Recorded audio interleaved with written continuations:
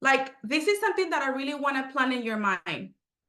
I love education. I love education, and I know some of you may not have the best experience in school. There's a big difference between school and education. You're going to have to be educated to make the decisions that's going to get you ahead of life. If you had a bad experience in school, that has nothing to do with your education. Nothing. That has nothing to do with your education.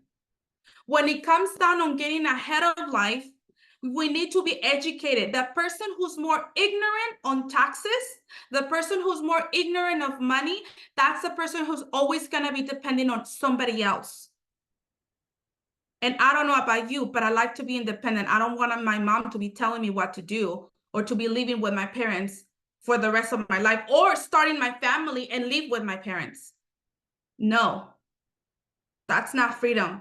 Love your parents, but make your own decisions and that freedom. Because we go back again.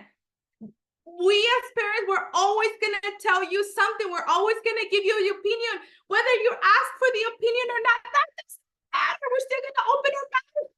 You like it or not, we're going to open our mouth. It's now on your court what you're going to do with the information that you're receiving from your parents. So going back to the taxes. Okay, Avelino, can you see the chart? Yes. What was the tax rate in 1985? 1985 was 50%. Carlitos, what is the tax rate in 2020?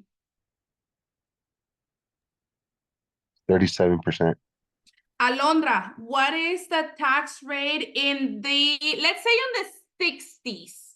In the 60s, because your grandparents were born around the 40s, right? But most of us have parents or grandparents that were born in other country. But Alondra, 1950, what was the tax rate in 1950?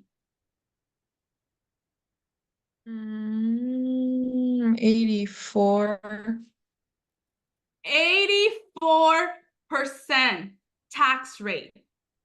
What does that mean? Let's put it into perspective. Let's look at what is that actually means when we talk about money. So if you live in the Bay Area, in California, and you make $87,000 a year, ooh, it may seem like it is a lot of money.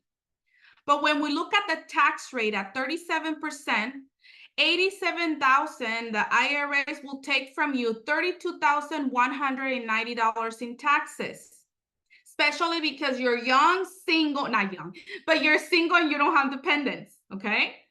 If we net $54,810, so you make in paper $87,000, but you got to pay your taxes, and you're left with $54,810. If we divide that by 12, that gives me $4,557 net per month. Carlitos, what's the average rent in the Bay Area? What's the average rent amount to rent an apartment or to rent a house? What do you think is the average? It's around 2,000 or even more now, honestly. Let's do 2,000. Then how averagely, how much do you think it's a car payment? Like how much is, like if you need a car, you need to go get a car. What's the average monthly payment of a car? It's no less than 500. No less than 500. Now let's talk about insurance. You're young. You're young and free. What's the usual average on the insurance of a car? Well, for us, it's like 200. Let's do 200. Yeah, 200. Now let's talk about the cell phone. How much do you pay on your cell phone? I pay 100 a month for mine. Okay, that's 100. Now let's talk about your internet. Like even if you don't pay for it, how much do you think the internet, like, because I'm just listing the basic things, right? I'm not even listing anything else, just the basic. How much do you think internet cost? I think it's 50. I think ours is 50. Okay, and then what about food? How much do you think your parents, not you, your parents spend on a weekly basis to have the fridge full?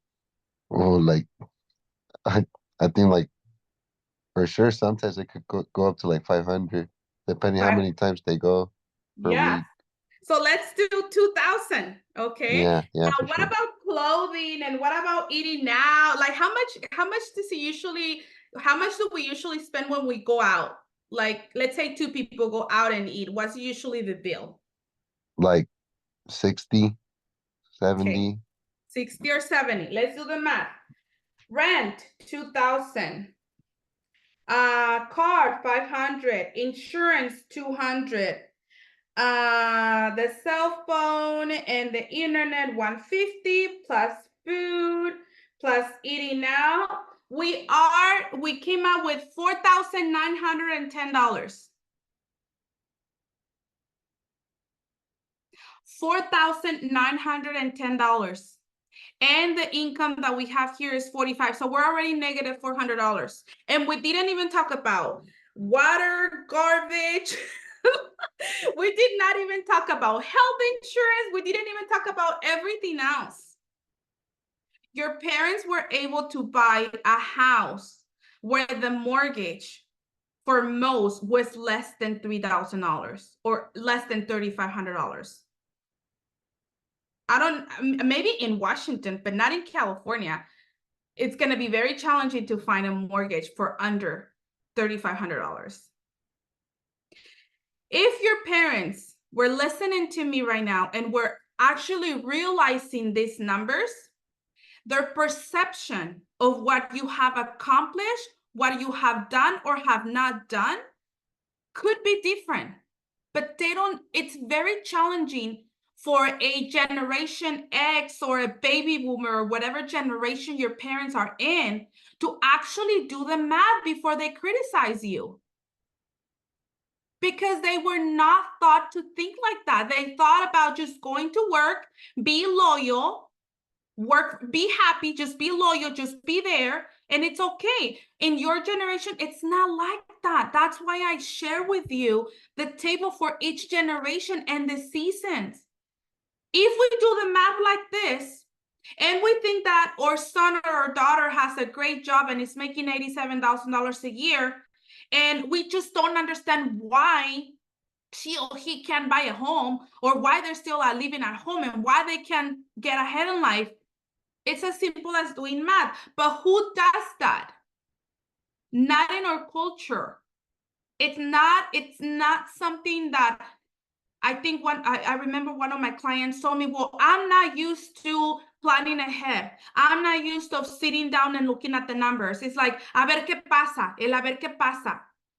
We can't afford to live like that, not by your generation. Listen to me, not in your generation.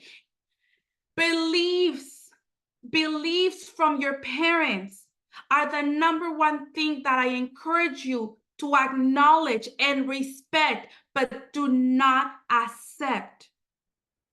Accept the beliefs that are the reality in your generation and the era that you're living right now. The beliefs that your parents have are their beliefs. You gotta respect them and love them, but you don't gotta bring it to your life. And I'm not saying that you have to reveal and make a whole drama and start fighting. No, you gotta love. Remember, it's all about love. You gotta love and respect, but you gotta choose wisely. Because unfortunately, most of our parents are innocent of all this information, and we just talk based on the feeling of frustration that what? They want the best for you. They want to see you successful. They want to see you thrive, but they don't understand your generation. They don't understand your generation, and they're trying to do what they can with what they know. Okay, let's look at the working age. Let's say you figure it out by age 30. Let's say you figure it out and you stop jumping from one place to another and you figure out what you're going to do with your life in terms of career-wise at age 30. Let's just say age 30. If you work from age 30 to age 65, that's 35 years. I'm just doing simple math, okay? I'm just doing simple math because I want you guys to get the overall concept. In the next classes, we're gonna break it down on how you're gonna be able to earn your first million. It is not difficult to earn and to have $1 million in cash. If your parents didn't do it, that does not mean you cannot do it. They didn't know how to do it. They didn't have anybody that sat with them and work out the numbers and help them see how achievable it was to have $1 million cash. I'm going to give you guys the secret. I'm going to give you guys the blueprint. I'm going to give you guys the map. It's going to be up to you. I'm planting the seed. Whether you agree with me or not right now, whether you like it or not, what I'm saying right now, I'm planting the seed. What you do with it, it's going to be your responsibility, not your parents. It's your responsibility. And going through life being a victim and blaming everybody else is the recipe for living in pain and not actually living a fulfilled life. So, Alondra, 35 years at 54,810. Where did I get this amount? If you make 87,000 times 37% in tax, that takes away from you 32,000. If we have, if we take out the 32 from the 87, that gives us a 54. Are you guys following me? Okay, if we multiply 54,810 times 35 years, Alondra, the amount is there. How much is it?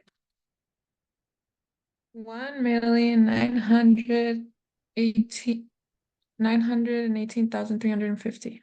Okay, and I'm not even thinking, and I'm not even accounting the raise because inflation keeps growing, so that amount is gonna grow, okay? But just that, working for 35 years at 54,810 will give you 1.9 million, okay? Now, let's look at a retirement.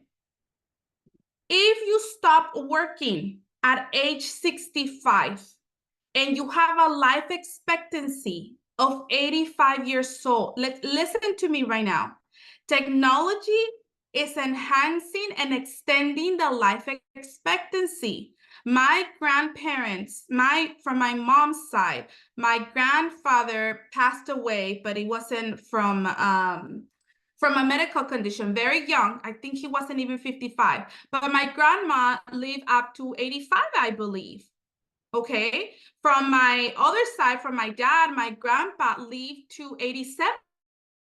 So life expectancies, let's say just 85. So if you stop working at age 65 to age 85, that's 20 years.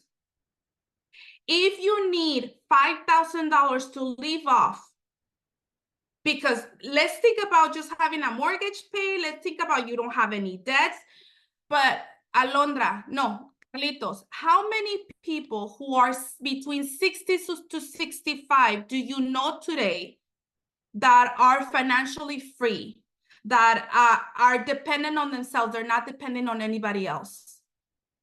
100%, how many people do you know that at age 65 right now don't have to work, they have their house paid off, they're like living the life, like they don't have to depend on anybody? How many people do you know? What percentage? I don't think I know anybody, honestly. She doesn't know anybody. And they had it easy, right? Like, hey, back then it wasn't like as much, right? He doesn't know anybody. Avelino, do you know anybody? Alondra, do you know anybody who's 65, who has everything paid off? They don't have to work. They're like living the life. No. Avelino? No. Okay. So let's shall continue.